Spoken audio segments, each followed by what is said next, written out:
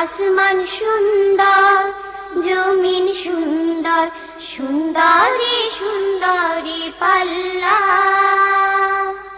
জানি না কত সুন্দর তুমি আল্লাহ। আসসালামু আলাইকুম ওয়া রাহমাতুল্লাহি ওয়া বারাকাতুহু। প্রিয় ভাই বোনেরা, ফিরে আসলাম আবার আমাদের প্রিয় অনুষ্ঠান জীবন জিজ্ঞাসায়। আশা করছি আপনারা আমাদের সাথেই আছেন।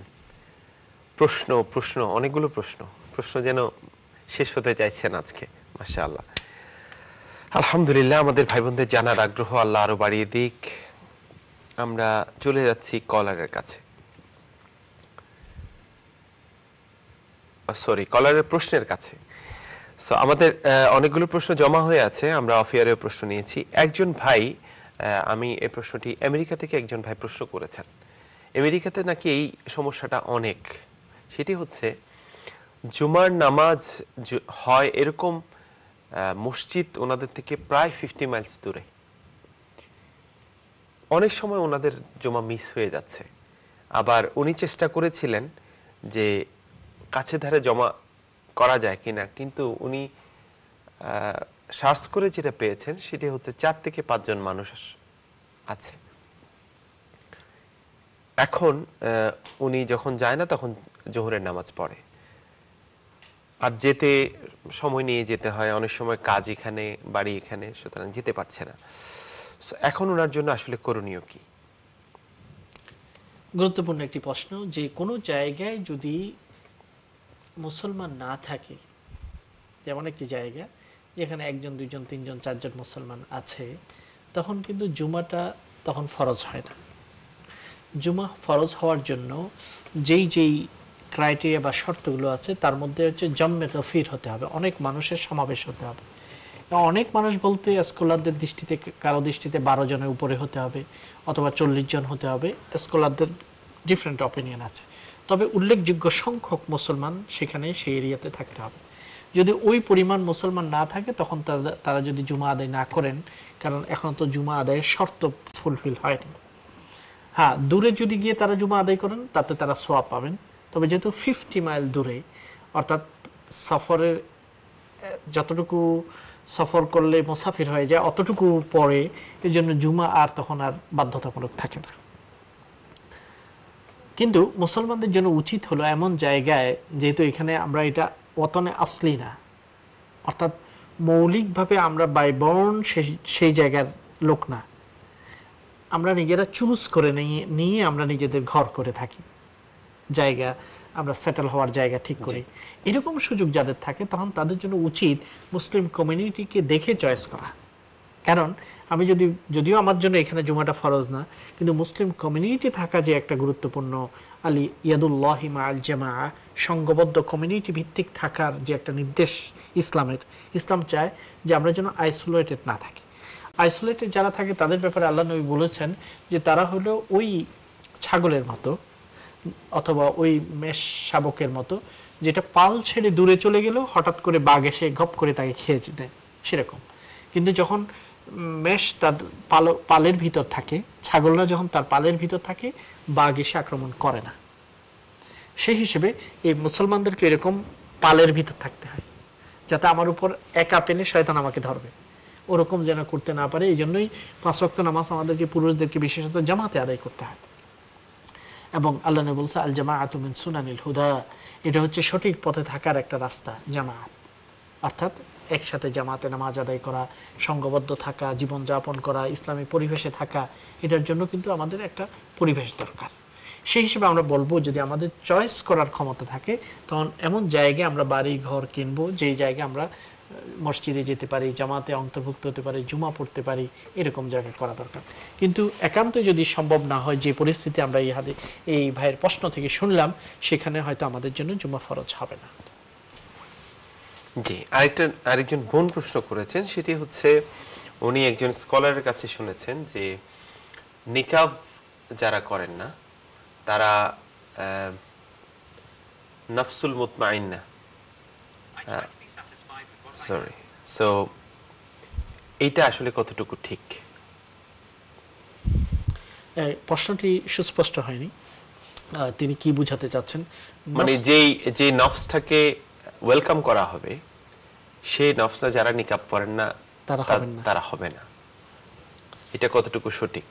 নিকাবের ব্যাপারে বিভিন্ন মতামত আছে। সর্বোত্তম হলো নিকাব পরিধান করা। জি, কারণ নিকাব যখন কেউ পরিধান করে সেটা তিনি সেফ হলেন। কারণ মানুষের চেহারার একটা আকর্ষণ থাকে, স্পেশালি নারীদের চেহারাকে আল্লাহ কোমল করে তৈরি করেছেন।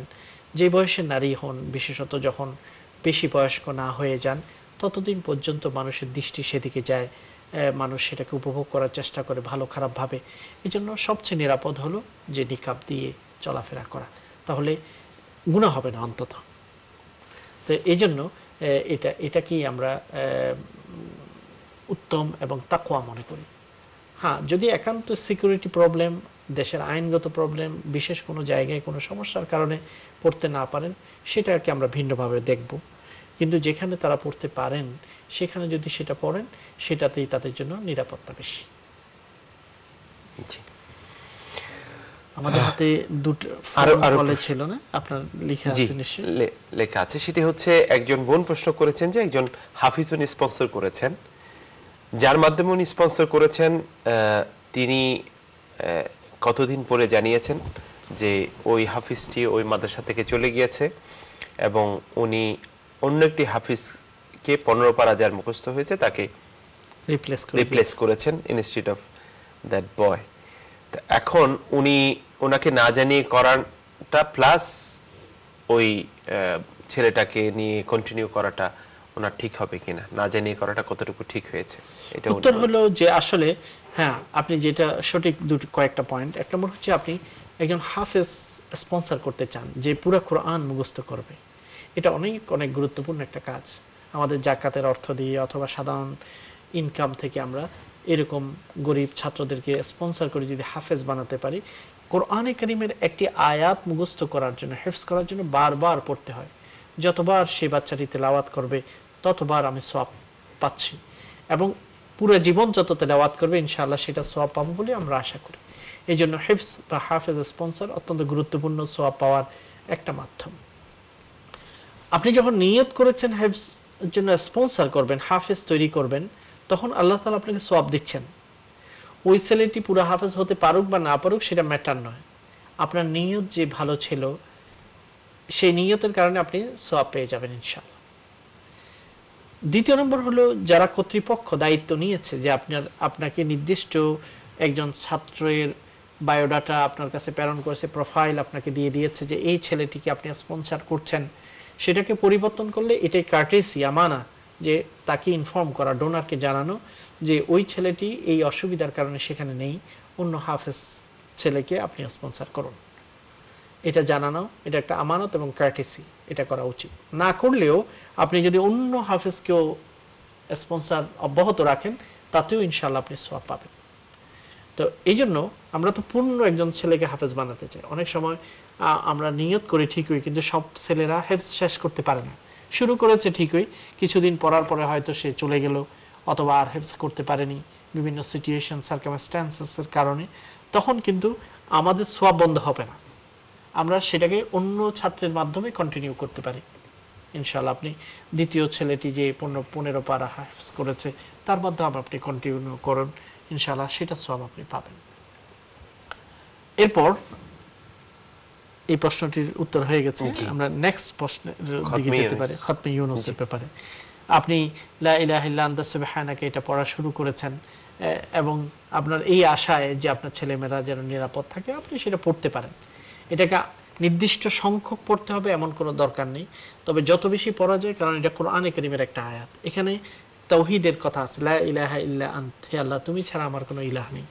কাজেই তাওহীদের শব্দ যত উচ্চারণ আমরা করব তাতে কোনো আপত্তি নেই, তবে এটা চিন্তা করা যে এতবার পড়তে হবে, এতবার পড়লে বিশেষ সওয়াব, এই জাতীয় কোনো বিবরণ নেই। কিন্তু যত বেশি পড়া যায় তত সওয়াব আপনি পাবেন। আপনি অব্যাহত রাখতে পারেন তেলাওয়াত, এই কোরআনে কারীমের এই আয়াতটির তেলাওয়াত আপনি অব্যাহত রাখতে পারেন। জি, বদলি হজের বিষয়ে একটি প্রশ্ন আছে, সেটি হচ্ছে উনি যেটা চাচ্ছেন সেটি হচ্ছে গরিব কোনো লোক যিনি কখনো যায়নি এমন কাউকে পাঠানো, যে মুরব্বী হজের ইচ্ছা ছিল কিন্তু বিভিন্ন কারণে শারীরিক সামর্থ্য বা অন্য কারণে করতে পারেনি, ওনার বদলি হজটা উনি গরিব লোককে দিয়ে করাতে চান।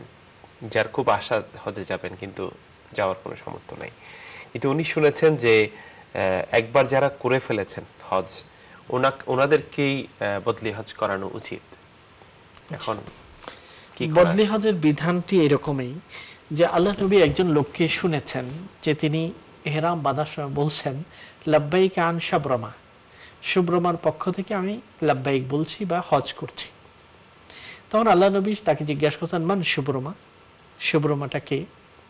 তখন লোকটি উত্তরে বলল হুয়া আখুনলি আও কারিবুনলি, আমার ভাই বলছে অথবা বলেছে আমার একজন আত্মীয় যে হজ করেনি, তার পক্ষ থেকে আমি হজে নিয়ত করছি।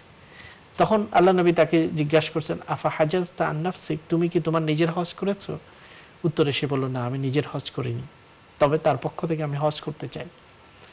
তখন আল্লাহ নবী বলছেন না, তুমি আগে নিজের হজ আদায় করো, তারপরে শুভ্রমার পক্ষ থেকে হজ আদায় করো। এই হাদিস থেকে এটা সুস্পষ্ট হয়ে গেছে যে কোনো ব্যক্তি যে নিজের হজ করেনি তার পক্ষে আরেকজনের হজ আদায় করা জায়েজ নেই। কারণ আপনি যে গরিব লোকটিকে হজে পাঠাচ্ছেন পয়সা দিয়ে আপনার মা বাবার পক্ষ থেকে হজ করার জন্য, সেই লোকটি যখন বাইতুল্লাহতে পৌঁছে গেছে এখন তার উপর নিজের হজ ফরজ হয়ে গেছে। এখন নিজেরটা করবে সে না আপনার বাবারটা করবে।